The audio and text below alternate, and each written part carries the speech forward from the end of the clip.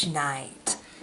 Oh my goodness, this game. If you are looking for a solo game and you put out sort of a general request on a forum or the internet, I would bet pretty good money that someone's going to recommend this game as a really good solo game. And I agree. This is a fantabulous solo game. It's also a very hard, in my opinion, and it can be a very frustrating game to get really good at. All right? And I first saw this played on the YouTube channel Box of Delights by Rick Royal. And he has, in my mind, the ultimate walkthrough of sort of setup, rules, and the first scenario of Mage Knight for solo play. Box of Delights, that's where you need to go. I can't top that, and I'm not even going to try, all right? So I'm not so interested in explaining rules and setup for this game. I've got that. And I think there's a Box of Delights is where you need to go if that's what you're looking for, all right? And he did a couple of just fabulous walkthroughs that convinced me that yes, this game was for me. So I went out and I bought it. I felt like I knew the rules, I knew the setup, I knew turn order. I had this game under my belt, opened it up, sat down to play it, and no joke, within the first 2 turns, I realized not only was I going to lose, I was going to lose horrifically. I mean, just blown off the board, okay? I knew the rules, but I had no idea how to play this game, okay? And I'm pretty good at figuring out games. This is what I do. This is my hobby. This is what I enjoy. This is what I stay up late at night thinking about.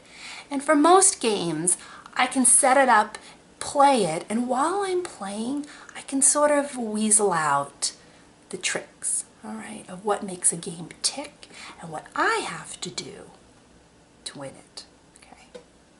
This game has stumped me. I haven't unlocked all of the secrets for Mage Knight.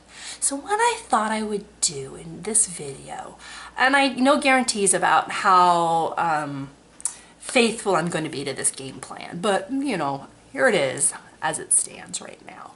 I think what I would like to do is maybe open up my strategy, put my cards on the table, so to speak, metaphorically and literally, and show you what I'm doing and how I'm approaching this game. And maybe see if y'all could help me out a little bit and show me the light. What am I doing wrong? What am I missing?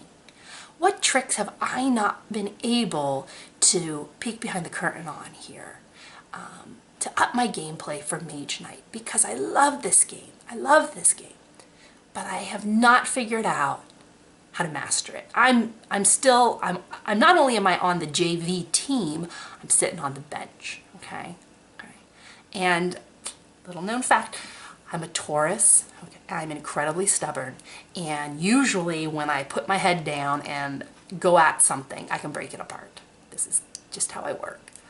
Mage Knight, I've been bashing my head against for a while, and it has resisted my efforts. So I need your help. And I'm looking for here the kindness of strangers, okay?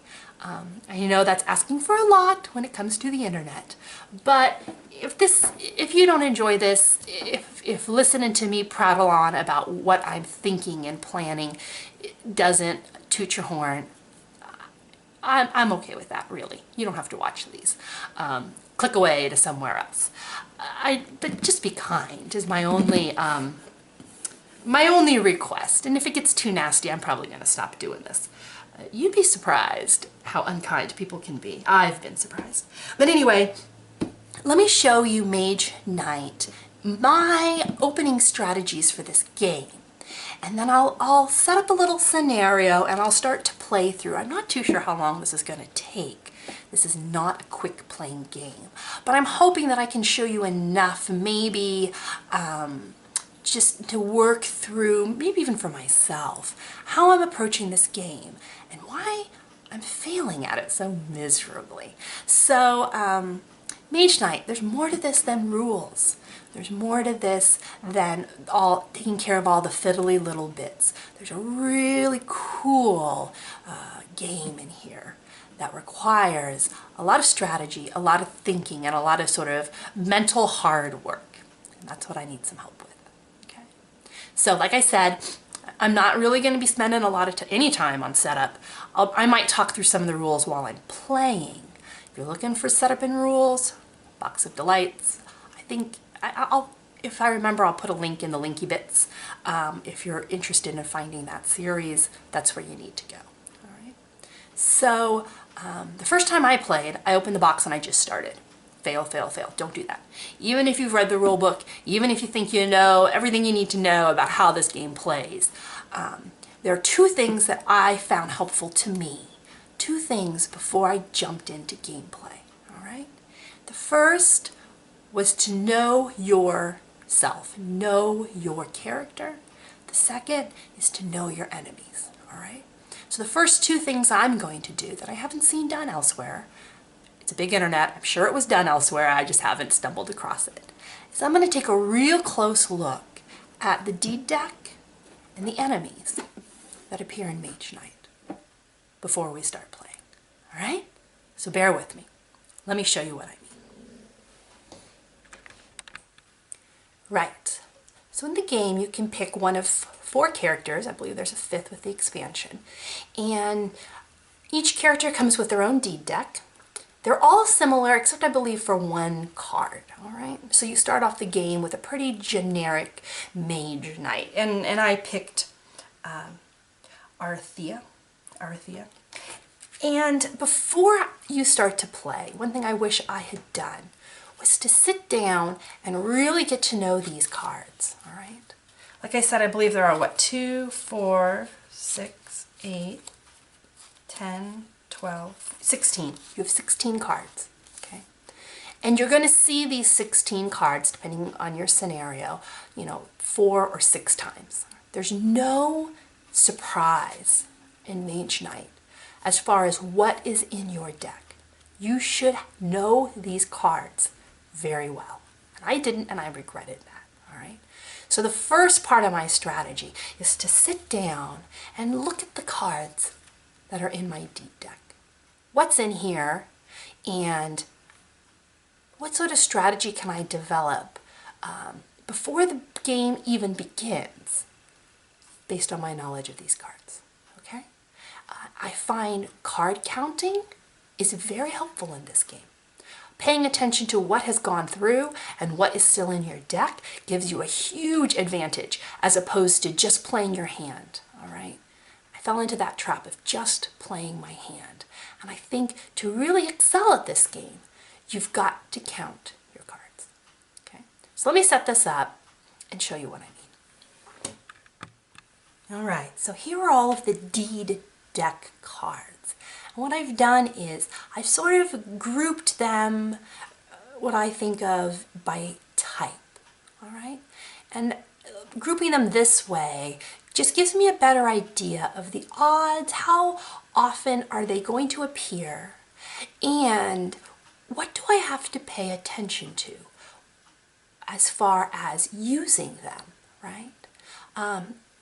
What do I mean by this? Okay, the easiest example is Tranquility, all right? Tranquility lets you heal or draw a card, right? This is the only healing card I have in my deed deck, right? Can you heal other ways? Absolutely. You gotta pay for them. This heals you for free, okay? Now, in the early part of the game, the first round or two, I'm pretty good about not taking a wound, all right? So I'm not going to be using this card in the early part of the game for its deed value, all right? I'm much more likely to use this card, I think of it as bunting. You tip it sideways and then you get one movement or one attack or one block, right? You use it for a base low value 1 instead of its actual deed ability. In the beginning of the game, when I see healing, I know I can bunt with it. I know I can tip it sideways and let it pass through my hands, and I'm not going to be regretting it later on. All right? The flip side is, if I am heavily wounded, I only have one heal card, and I know I'm going to want to use it. I might, strategy-wise, think about banking a green crystal, okay? Getting a green crystal in my inventory. So when this card pops, I'm going to be able to use it for its higher value, if I need it, all right? If I have 2 wounds, I want to make sure I have a green crystal in my inventory. So when this pops, I can get full advantage of it, all right? And once it's passed through my hand and it's been discarded, I need to remember that, right? So I'm not thinking, oh, I can heal later, I'll just take this wound. Great example of counting cards. I got 1 heal card. Beginning of the game, I'm going to bunt with it. Later on in the game, I want to make sure I've got my green crystal in an inventory. Okay. Same thing with influence. You only get 2 cards that give you influence in your whole deed deck. All right. And their base value for both of these is 2. You get an influence of 2. So if I'm looking at my character and I'm not recruiting, I don't have any free slots, and I'm not interested in recruiting, then I know as soon as I see these that I can bunt with them. I can turn them sideways, right? And I'm not going to worry about it. If I do want to recruit, okay, I only have an influence of 2. And I don't think that's going to get you much in the unit offer. Even if I manage to magically pull them both at the same time, which has happened, I'm only going to get an influence of 4, all right? So I got to be thinking in the back of my mind, I want to recruit this round. When I see these cards, I want to be ready for them. So again, I'm going to make sure that I'm banking the right crystals in my inventory. I'm going to try and get my hands on either a white or a red, one or the other. If I get my hands on a white, then when the red pops, I'm not going to worry about it. Okay? If I get my hands on a red, when the white pops, again, I can use it for something else. But I found in my first couple of games, because I wasn't counting these cards, I would pull my influence cards and think, I don't want to recruit right now, and I would chuck them. Then very next turn, I would find myself in a village thinking, oh, I'm going to wait here for my influence cards. Well, guess what? They'd already passed. that bird had flown. So paying attention to, if you're recruiting, which cards have passed and which are coming, and which crystals I'm going to need. All right. Knowing the, what would you call it? The higher, I don't know, I think I call them supersizing.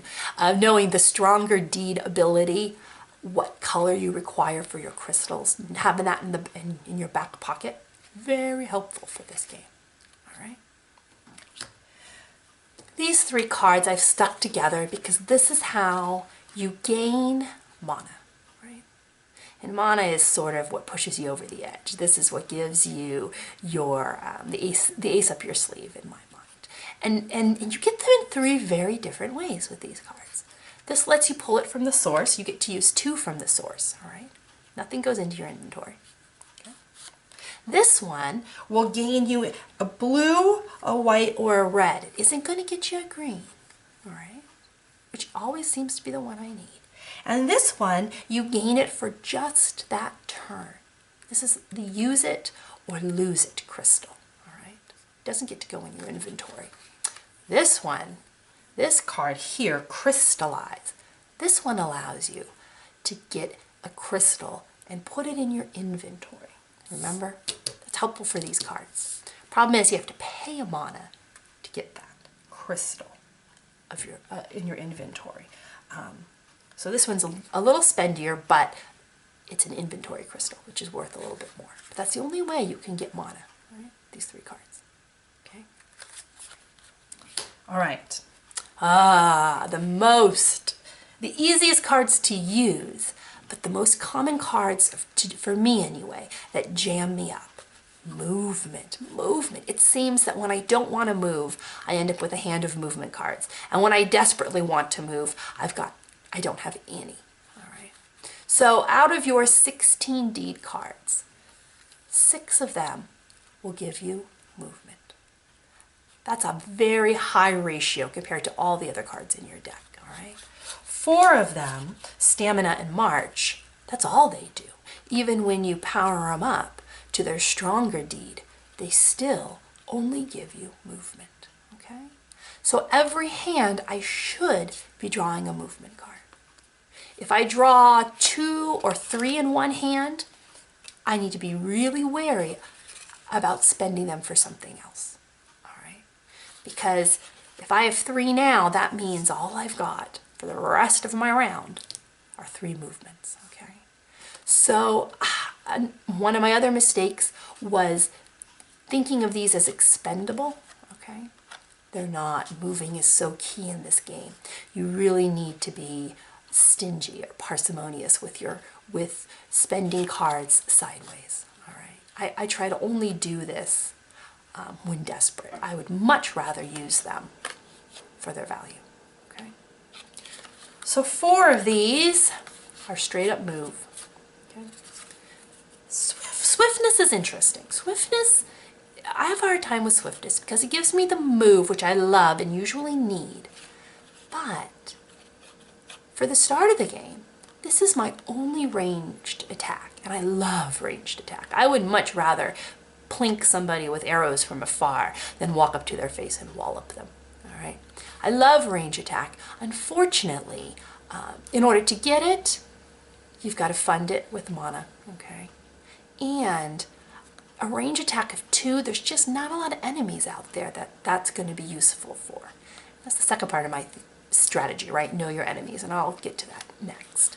So in the beginning of the game, as much as I love ranged attack, I generally can't generate enough to take an enemy out, all right? So I don't rely on ranged in the beginning of the game, and I kind of try and remember when I'm going after an enemy, I'm going to have to walk up and wallop them. I'm not going to be able to take them out from afar, all right? My ranged attacks. This is it for fighting. Amazing, right? Out of all 16 cards, there's only 4 of them that you can use in a battle, okay? And once I realized this, I realized rather quickly that fighting in this game is not something you should be doing every single turn. It's tempting. You can flip all these cards sideways and generate a bunch of fight points, but you really need to pace yourself. This is a game about pacing, all right? This is all you have to fight with. The reason I like Arthea is because her special card, it replaces a rage card. So with the other decks, we'll have 2 rage cards. For her, it takes out the rage card and it gives her battle versatility. Okay, very similar to improvisation in that you get to pick attack, block, or ranged attack 1. All right. The other reason I love her is because it's much easier for me to generate a range attack using battle versatility, okay? Give me a white mana, and I'm already up to range attack 3 plus 1, a range attack of 4. I've got a chance of taking somebody out from afar. If there's some way to fund both of these, to supersize both of these attacks, well, now I get a range attack 3, range attack 3, range attack 6. Oh yeah, I can do some damage with these 2 together, okay? So that's why I like Arthea. I like this battle versatility. I like the choices it gives. Okay. Your only blocks here, you have an attack or block. 2. The supersized power is the only one that differs. This one will give me a block. This one will give me an attack. All right. The other thing I like to note is that 3 of my 4 attack cards require red mana, all right? So if I see a battle looming, if I think I want to go into a den or take out a mage tower, whatever, I'm going to be thinking about banking, inventorying some red mana so that when these cards pop, I'm ready for them. So what I don't like to do, what I find really jams me up, is when I hold on to a card. When I say, oh, I want this, but I'm not ready for it, I'm going to just hold on to it. And then I'm not getting through my deck quite fast enough to really flow with this game. All right. So banking on some red mana, if I see a battle looming, is going to be helpful. Okay. So that's one of the things that helped me tackle this game, was to sit down and really look through my deck. All right. And to keep in the back of my mind, if I'm wounded, I need some green inventory. If I'm fighting, I need some red in my red crystals, you know, in my pocket. Do I want to recruit? Okay, then I'm going to need to either bank a red or a white if I want to get enough influence for what I need. And if I want to build on range attacks, okay, great, white as well. But having that sort of in my head when I go into the game, when I go into every turn and every round, that's what I'm looking for, right? Because if you think about it, you get 5 cards off the bat, okay? You're going to know your first 5 cards, all right? And if I count that, that leaves me with 11, all right? So my last hand of 5 cards, I should know what those are. If I've been counting cards, I should know what that last hand of 5 cards is going to be, all right? So the only cards that I don't know are going to be these 6 in the middle, right? These 6 are going to be the unknowns. But if I'm paying attention and watching my cards as they pass through my hand, you start the game knowing your first 5. If I pay attention for these 6, I'm going to end the game knowing my last 5. All right? And knowing that, knowing what's coming, right? Predicting what's ahead of you, for me, has helped me. All right? That's a strategy that I wish someone had sat down and told me before I opened the box the first time and got walloped. So that's part 1 of my, you know, sad little strategy tips. Part 2 is know your enemies. So let me pull that out and show you what I mean.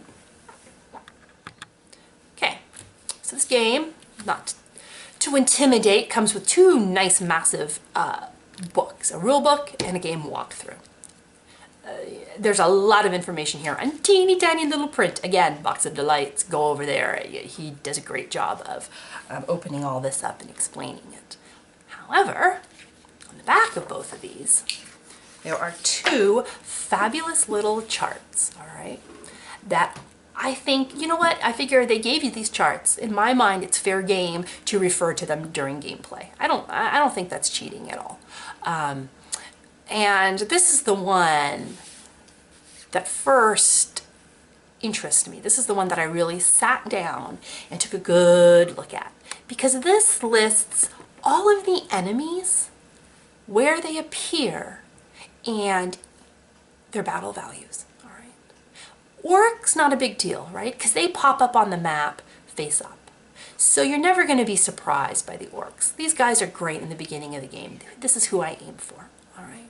Because if we run down the numbers for the orcs, all right, and you're looking at their block, you have one little swifty guy here. So you're looking at a block of anywhere between 3 to 6 is what you're going to have to generate. And for the attack, your attack, if you look up top, you only have to get an attack between 3 and 5. Okay? So you can give yourself a nice number range of what you need before you're ready to take one of these out. Some of these monsters, unfortunately, remain hidden, right? So for example, these little brown tokens, these are usually played face down. And it isn't until you engage these enemies that you turn the token over and see what you're up against, okay? So before I head into a dungeon or take on a brown token, I will pull this out and I will run the numbers in my head, just to double check, to make sure I'm going to be able to generate enough block and attack, or be willing to take a couple wounds. That's another thing I have problems with. It's okay to get wounded in this game. You're not supposed to play the whole game without taking a wound. But to be okay with taking a wound or 2, if I can't block it, but I want to be sure, definitely positive, I can generate enough fight. Because why go down there if there's no way I'm going to kill him? You know, what's the point in that, right? So if you look at these little fight tokens up here, you can find out that only the crypt worm is sieged, right? Is fortified. All right. So nobody else here is going to be fortified. Gotta watch out for Medusa because she has this horrible paralyzed ability, which means if any of her damage goes through unblocked, you're in trouble. All right. So I want to make sure I have a block of 6. So I probably am not going to engage any of these brown tokens unless I can come up with a block of 6. All right. Minimum. Werewolf, he's swift, and he requires a block of 7. But again, I can take a couple wounds. I'm okay with a couple wounds. Don't want to get paralyzed, right? So on the flip side of that is, okay, but what do I have to do to actually defeat them, right? Again, Cryptworm's the highest at 6. So if I'm going down into a dungeon and the most I can generate is a 4 or a 5, I'm taking a risk. And that's okay. You could take a risk. But you need to be aware of it, all right? Because nothing frustrates me more than thinking I've got this, and then I flip the token, and I'm completely surprised by what I see. I shouldn't be surprised. Whenever I flip a token, I already know what color it is. I try to make it a point to pull out my enemy sheet and get my mind around what could be under there, and can I deal with that? Am I okay with that? Surprise is not your friend in this game. And between counting cards and reviewing your enemy tokens, you can really whittle down the surprise factor in this game, which switches it to the realm of strategy, right? If you know what's coming, then you know what you have to do to prepare. And if you can't prepare 100%, you need a contingency plan. You need to be okay with the results, okay? So for tokens that are face down on the board, don't do what I do, all right? The first time I played, I just walked up to them and engaged them and, you know, and ended up splattered all over the place. Take a peek, all right? They give you this handy reference chart for a reason, and I think it's totally fair game to use during gameplay. Take a peek of what might be in that mage tower before you assault it. What might be down in that dungeon before you climb down in there, all right? 2 tips nobody told me that I wish I had known. Get to know your deck, get to know your enemies before you even start to play. Okay? Those are my 2 bits of advice. If you guys have anything else that you would recommend pre-gameplay, any other game prep that you find helpful, let me know. Like I said, I'm benching it in JV right now, so anything that'll get me on the court, I will take. All right, so that's my first video. I'm gonna go through here and see if I can find a good scenario. I don't want to do the walkthrough. I feel like that one just, you know, it just really isn't that challenging. What do you have to do? Walk around the board? Anyone can do that. But I'm gonna see if I can set up maybe one of the solo games or tweak one of the cooperative games to play solo. And then play a couple rounds so you can see how I apply this, the strengths and the weaknesses, and then, I don't know, maybe it'll spark something that you see that I don't. Because there's a lot to this game. There's a lot to this lovely, wonderful, frustrating, maddeningly strategic solo board game. All right, back in a few.